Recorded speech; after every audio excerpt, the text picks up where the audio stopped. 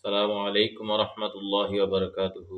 প্রিয় বন্ধুসকল, আজি এনেকুৱা এটা আমল শিকাম যে আমলটো আমি কৰিলে জান্নাতৰ ৮টা দৰৱাজা আমাৰ কাৰণে খুলি যাব। আল্লাহৰ নবী সাল্লাল্লাহু আলাইহি সাল্লামৰ হাদিস হয়, কোনো ব্যক্তিয়ে যদি সুন্নত ও আদাব মুস্তাহাব্বাত এতেমামৰ সৈতে উজু কৰাৰ পিছত যদি কলেমা শাহাদত আশহাদু আল্লা ইলাহা ইল্লাল্লাহু ওয়াহদাহু লা শারীকা লাহু ওয়া আশহাদু আন্না মুহাম্মাদান আবদুহু ওয়া রাসূলুহু যদি কোনোবাই পড়ে, সেই ব্যক্তির কারণে জান্নাতৰ ৮টা দরওয়াজা খুলি দেওয়া হ'ব। যেইটো দরজা ইচ্ছা সেই ব্যক্তি জান্নাতত প্ৰৱেশ কৰিব পাৰিব, দাখিল কৰিব পাৰিব।